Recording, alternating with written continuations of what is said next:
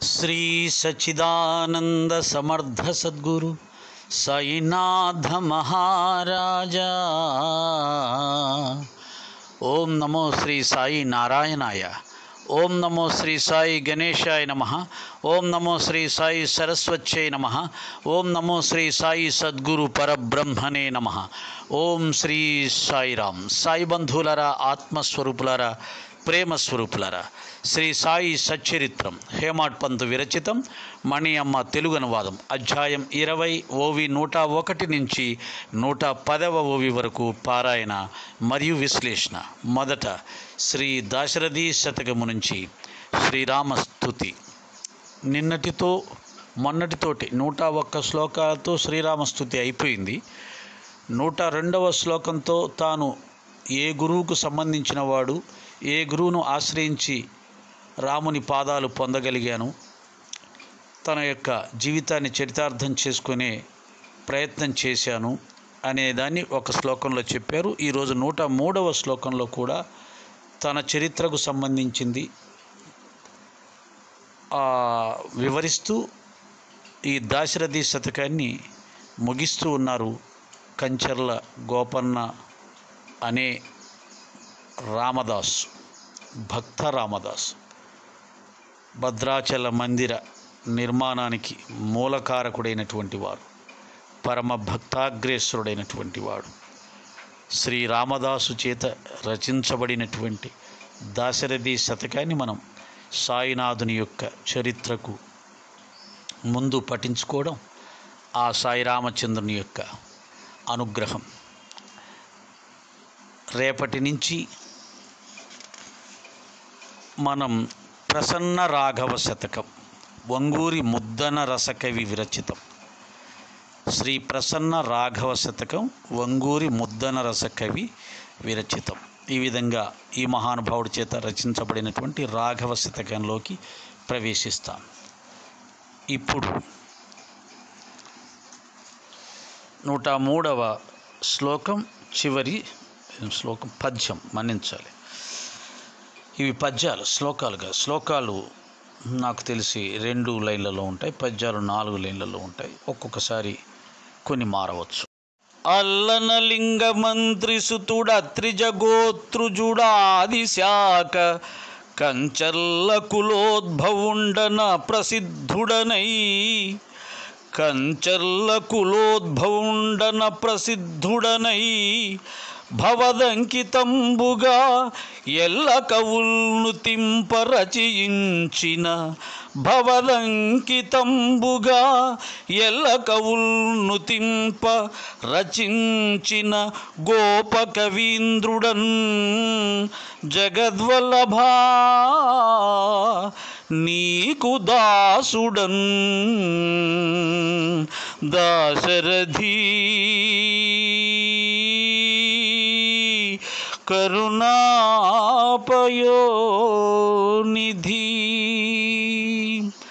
శ్రీ దాశరథి శతకం సంపూర్ణం. దాశరథి శతకం సంపూర్ణమవుతుంటే ఎక్కడో చిన్న చింత కనిపిస్తూ ఉంది. శ్రీరామస్తుతిని మనం ముగించామా అని. కానీ బాబా దయతో, సాయిరాముని యొక్క దయతో ఇంకా చాలా శతకాలు ఉన్నాయి. మనం సాయిని, రాముణ్ణి కలిపి సాయిరాముడిగా భావన చేస్తూ మన పారాయణాన్ని, విశ్లేషణని కొనసాగించే అదృష్టం మనకి ఇంకా ఉంది. ఓం శ్రీ సాయిరామ్. నిన్నటి దినమున బాబా షిరిడీలో ద్వారకామాయిలో ఉంటూనే ఎక్కడైనా, ఎప్పుడైనా, ఎలా అయినా ప్రకటమవ్వగలరు అన్న సత్యాన్ని, సాయినాథుడి యొక్క సర్వవ్యాపకత్వాన్ని తెలియచేశారు. ఇప్పుడు 101వ ఓవి. ఈ పిల్ల ఎవరు, ఎవరి బిడ్డ? పేదరికంలో ఉన్న పని మనిషి. ఆమె నోటి నుండి సహజంగా నారింజ రంగు చీరపై గానం వచ్చింది. ఏదో సందేహం కలిగి బాబాను ప్రశ్నించటం, ఆ సందేహాన్ని కాకా ఇంట్లోని పని మనిషి తీర్చటం, ఇదంతా మాయా రచన కాదు. కాకా ఇంట్లో ఒక పని మనిషి ఉంటుందని, ఆమె భవిష్యత్తులో పాట పాడి శృతి అర్థాన్ని బోధిస్తుందని బాబాకు ముందుగానే ఎలా తెలుసు? కానీ అలా జరిగింది మాత్రం వాస్తవం. దాసగనుకు ఆశ్చర్యం కలిగింది. అతని సందేహం తీరి ఈశావాస్యోపనిషత్తు బాగా బోధపడింది. అసలు ఈ గొడవంతా ఎందుకు? బాబా స్వయంగా తమ నోటితో ఆ సందేహాన్ని అక్కడే తీర్చేయవచ్చు కదా అని శ్రోతలకు సందేహం కలుగుతుంది. నిజమే, అలా అక్కడే చేయవచ్చు. కానీ ఈశావాస్యోపనిషత్తులోని మహిమను ఎలా తెలుసుకుంటారు? పరమేశ్వరుడు ఆ పిల్లలో కూడా వ్యాపించి ఉన్నాడని బాబా తెలియచేశాడు. ఉపనిషత్తులన్నిటి ధ్యేయం ఆత్మ యొక్క యథార్థ జ్ఞానాన్ని నిరూపించటం. అదే మోక్షప్రాప్తి కొరకు పాటించాల్సిన నియమాల వివరణ. గీతార్థ ప్రవచనం కూడా అదే. ప్రాణులు వేరువేరుగా ఉన్న ఆత్మ అభిన్నం. ఆత్మకు కర్తృత్వ భోక్తృత్వాలు లేవు. ఆత్మ ఎప్పుడూ పవిత్రం. ఆత్మకు కర్మాచరణ లేదు. ఆత్మకు పుణ్యపాపాలు ఉండవు. నేను ఉచ్చమైన బ్రాహ్మణ జాతీయుణ్ణి, ఇతరులు నాకంటే నీచ కులస్తులు అన్న భేదభావం ఉన్నంత వరకు కర్మాచరణ అవసరం. నేను ఏ ఆకారం లేకుండా అంతటా ఒకేలా వ్యాపించి ఉన్న ఆత్మను, నాకంటే వేరే ఎవరూ లేరు, అన్నింటిలో నేనే వ్యాపించి ఉన్నాను అని తెలుసుకోవటం ఆత్మజ్ఞానం. ఓం శ్రీ సాయిరామ్. పారాయణ ముగిసింది. విశ్లేషణలో ప్రవేశిద్దాం. ఎవరు ఎవరి బిడ్డ? పేదరికంలో ఉన్న పని మనిషి. ఆమె నోటి నుండి సహజంగా నారింజ రంగు చీరపై గానం వచ్చింది. ఏదో సందేహం కలిగి బాబాను ప్రశ్నించటం, ఆ సందేహాన్ని కాకా ఇంట్లోని పని మనిషి తీర్చటం, ఇదంతా మాయా రచన కాదు. దాసగన మహారాజుకు ఒక పెద్ద సందేహం వచ్చింది. ఆ సందేహాన్ని పెద్ద పెద్ద పండితులు కూడా, మేధావులు కూడా తీర్చలేకపోయారు ఆయనకి. కాబట్టి ఇక సద్గురువే దిక్కు అని చెప్పి బాబా పాదాల దగ్గరికి వచ్చి బాబాను ప్రశ్నించడం జరిగింది. ఇంతకుముందే చెప్పినట్టుగా ఎవరినైనా ప్రశ్నిస్తే ఆ గురువు కావచ్చు, ఆ జ్ఞాని కావచ్చు, ఆ భక్తుడు కావచ్చు, సహజంగా తనకు తెలిసింది తాను చెప్తాడు. అతని యొక్క సంశయాన్ని తీర్చే ప్రయత్నం చేస్తాడు. ఎవరైనా సరే అంతే. కానీ బాబా అలా చెప్పకుండా కాకా ఇంట్లో పని పిల్ల నీ సమస్య తీరుస్తుంది అని అనడం ఏమిటి? అది బాబా చెప్పినట్టుగానే సరిగ్గా అలాగే జరగడం ఏంటి? ముందే ఆ జరగబోయేదాన్ని గ్రహించి బాబా చెప్పాడు. లేదు, మరో రకంగా అనుకోవచ్చు, బాబా చెప్పింది జరిగింది. అంటే బాబా నోటి నుంచి ఏమైతే వస్తుందో అది జరిగి తీరుతుంది కాబట్టి జరిగింది. లేదా బాబానే దాన్ని అలా జరిగేలా చేశారు. కదలకుండా ఆయన షిరిడీలో కూర్చున్నా బాబానే ఆ పని పిల్లలో దూరి చక్కగా అలా పాడించి ఆ పాటలోని భావం దాసగన మహారాజు యొక్క సమస్యను తీర్చేలా ఉండేలా చేశారు. ఏది ఏమైనా సరే ఇది ఏమని తెలియచేస్తుంది? భగవంతుడు అంతటా ఉన్నాడు, అందరిలో ఉన్నాడు. అందరిలో లేకపోతే దాసగన మహారాజు సమస్యకు పనిపిల్ల ద్వారా సమాధానం ఎలా వస్తుంది? పనిపిల్ల ద్వారా సమాధానం ఇచ్చినవాడు పరమాత్మ, లేదా ఇప్పించినవాడు పరమాత్మ. సో ఎక్కడో ఆయనకు సమస్య వచ్చింది, ఎక్కడో బాబాని అడిగాడు, ఎక్కడో దానికి సమాధానం దొరికింది, ఎవరి ద్వారానో దొరికింది, ఒక పాట ద్వారా దొరికింది. ఇవన్నీ పరమాత్మ చేత వ్యాపించి ఉండకపోతే ఎలా జరుగుతుంది? కాకా ఇంట్లో ఒక పని మనిషి ఉంటుందని, ఆమె భవిష్యత్తులో పాట పాడి శృతి అర్థాన్ని బోధిస్తుందని బాబాకు ముందుగానే ఎలా తెలుసు? జరగబోయేదాన్నైనా బాబా చెప్పి ఉండాలి, లేదా తాను చెప్పిన దాన్ని బాబాగారు జరిపించి ఉండాలి. కానీ అలా జరిగింది మాత్రం వాస్తవం. దాసగనకు ఆశ్చర్యం కలిగింది. అతని సందేహం తీరి ఈశావాస్యోపనిషత్తు బాగా బోధపడింది.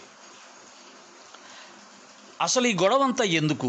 బాబా స్వయంగా తమ నోటితో ఆ సందేహాన్ని అక్కడనే తీర్చేయవచ్చు కదా అని శ్రోతలకు సందేహం కలుగుతుంది. నిజమే, అలా అక్కడే చేయవచ్చు, కానీ ఈశావాస్యోపనిషత్తులోని మహిమనే నాకు తెలుసుకుంటారు చెప్పొచ్చు ఆయన అక్కడే మాటలతోటి.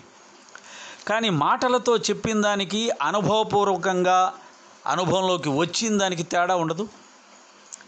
దేవుడు ఇలా ఉంటాడు అని చెప్పడానికి, దేవుణ్ణి చూపించడానికి తేడా ఉండదు. హైదరాబాదు మహానగరంలో చార్మినారు ఇలా ఉంటుంది అని చెప్పడానికి, తీసుకెళ్ళి చార్మినార్ని చూపించడానికి పొందే ఆనందంలో తేడా ఉండదు, అవగాహనలో తేడా ఉండదు. అదే ఇక్కడ ఉంటుంది. నోటి మాటలతో చెప్తే ఓహో అలాగా బాబా అని అనుకుంటాడు. మరిన్ని సంశయాలు కూడా వచ్చే అవకాశం ఉంటుంది. బాబా ఇలా అన్నాడు కానీ ఇలా ఎందుకు అనుకోకూడదు, అలా ఎందుకు, భగవంతుడు సర్వవ్యాపి నాయన, అందరిలో వ్యాపించి ఉంటాడు నాయన, అన్నీ భగవంతుడి చేతనే ప్రసాదించబడుతున్నాయి నాయన, అన్నిట్లో బాబా భగవంతుడు ఉంటాడు నాయన, కాబట్టి అన్నిటినీ భగవత్ స్వరూపంగానే చూడాలి నాయన, పేదరికాన్ని ఐశ్వర్యాన్ని రెండు సమానంగా భావించాలి నాయన, పేదరికంలో కూడా ఆనందించవచ్చు నాయన, అన్నీ మన మనసుని బట్టే ఉంటుంది, మన ఆలోచన విధానాన్ని బట్టే ఉంటుంది, మనం తీసుకునే విధానాన్ని అని చెప్పాడనుకో, అది ఎలా ఉంటుంది బాబా, ఎలా సాధ్యమవుతుంది, పేదరికాన్ని డబ్బు ఐశ్వర్యాన్ని రెండు సమానంగా ఎలా తీసుకోగలం, పేదరికంలో కూడా ఆనందంగా ఎలా ఉండగలం, పేదరికంలో అందరూ బాధపడుతుంటారే, అవసరాలు తీరక సుఖాలు లేక బాధపడుతుంటారే, మరి దానింట్లో కూడా ఆనందం ఎలా ఉంటుంది? ఎవరికైనా వచ్చే సమస్య సందేహం ఆయన కూడా వస్తుంది, ఆ సమస్య సందేహం అలాగే ఉండిపోతుంది. కానీ ఇక్కడికి కాకా ఇంట్లోకి వచ్చాక ఆ పనిపిల్ల చింకి గుడ్డ కట్టుకొని కూడా చక్కగా ఆడుతూ గెంతుతూ తిరుగుతూ ఉంటే అప్పుడు తెలిసింది ఆయనకి ఈ యొక్క సుఖదుఖాలనేవి ధనంలో లేవు, లేదా పేదరికంలో లేదు, మనసులో ఉంది. అమ్మాయి మనస్సు దాన్ని పేదరికాన్ని చాలా ఫ్రీగా తీసేసుకుంది, సహజంగా తీసుకుంది, దాన్ని లెక్క చేయకుండా ఆనందిస్తుంది, దాన్ని లెక్క చేయకుండా డ్యాన్స్ చేస్తుంది, దాన్ని లెక్క చేయకుండా పాట పాడుతుంది. నేను పేదరాలని అనే భావం అసలు అమ్మాయిలు ఎక్కడ లేదు. అలాంటి ఒక మానసిక స్థితి కూడా ఉంటుంది, అలా కూడా ఉండొచ్చు అని ప్రత్యక్షంగా దాసగిరి మహారాజ్ దర్శించారు. దాంతోపాటు బాబా చెప్పింది ఇక్కడ యథాతథంగా జరిగింది. కాకా ఇంట్లో పనిపిల్ల ద్వారా తెలుస్తుందన్నాడు, అలాగే తెలిసింది. ఎలా జరిగింది? బాబా ముందే ఎలా చెప్పగలిగాడు? లేదా బాబా చెప్పింది ఇక్కడ జరిగింది, బాబా చెప్పింది ఎలా జరిగింది? లేదు బాబా ఎలా జరిగిచ్చాడు? జరిపించాలంటే ఈ పనిపిల్లలో దూరాలా? బాబా అక్కడ షిరిడీలో ఉన్నాడు, మరి ఇక్కడ పనిపిల్ల ఈ పాట పాడాలని ఆమెకి ఎలా అనిపించింది? ఎవరు చెప్పారు? బాబానే చెప్పాడు. ఎలా చెప్పాడు? ఇక్కడికి వచ్చి చెప్పాడు? లేదు, అంతర్యామిగా ఉండి చెప్పాడు. అంతర్యామిగా ఉన్నాడు ఆ పనిపిల్లలో అంటే మరి నాలో ఉండడా? పనిపిల్లలో అంతర్యామిగా ఉన్నాడు అంటే నాలో ఉన్నట్టే, అందరిలో ఉన్నట్టు అయిపోయింది. ఒక అన్నం ఒక మెతుకు ఉడికిందో లేదో చూస్తే అంతా ఉడికినట్టే అనేది మనకు సామెత ఉంది, చక్కటి సామెత, అనుభవ జ్ఞానం. అలాగే ఎక్కడో షిరిడీలో ఉన్న సాయినాథుడు ఇక్కడ పనిపిల్ల ఆత్మలో కూడా ఉన్నాడు అనంటే, మనసులో కూడా ఉన్నాడు అనంటే, ఆమె మనసును ప్రేరేపించాడు అనంటే ఆయన అందరిలో ఉన్నాడు, అందరి మనసుల్ని ఆయనే ప్రేరేపిస్తున్నాడు. అలాగే చింకిగుడ్డ కట్టుకున్నా, నేను చింకిగుడ్డ కట్టుకున్నానే, నాకు భగవంతుడు ఐశ్వర్యం ఇవ్వలేదే, నేను ఈ పని మనిషిగా బ్రతుకుతున్నాను, ఏమిటి నా బ్రతుకు అని ఆమె ముఖంలో ఎక్కడ దిగులు లేదు, చింత లేదు, మనలాగా బాధ లేదు, చక్కగా ఆనందంగా ఎగురుతూ గెంతుతుంది. కాబట్టి సుఖదుఖాలు అనేవి మనసుకు సంబంధించినవే కానీ బయట సంఘటనకు సంబంధించినది, వస్తువులకు సంబంధించినది, విషయాలకు సంబంధించింది కాదు.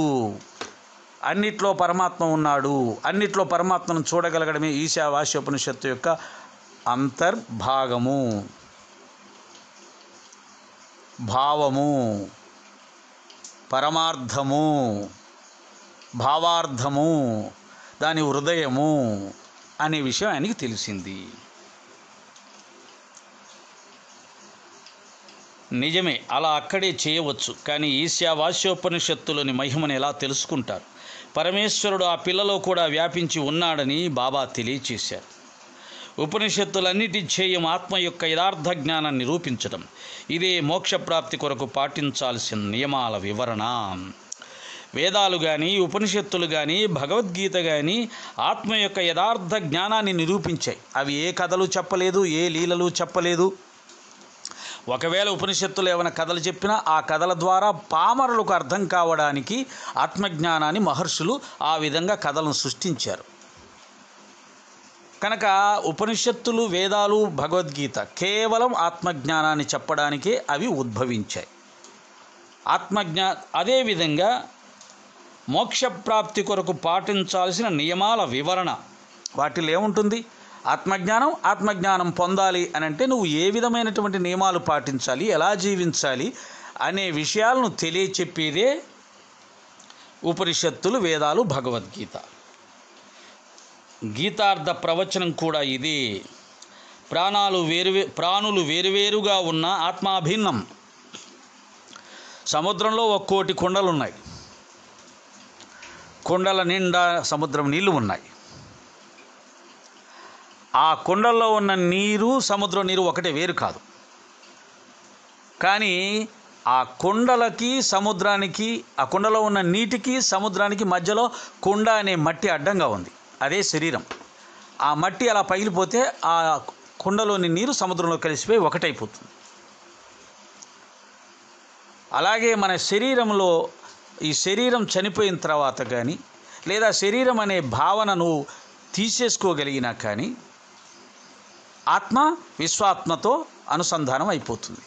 మరి ఇప్పుడు ఆత్మ విశ్వాత్మతో అనుసంధానం లేదా అంటే ఉంది, ఇప్పుడు కూడా ఉంది. ఎలాగా? శ్వాస ద్వారా. విశ్వంలో వ్యాపించినటువంటి వాయువు నీ యొక్క నాసికారంధ్రాల ద్వారా లోపలికి వెళ్ళి ఆత్మతో అనుసంధానమై వస్తూ ఉంది.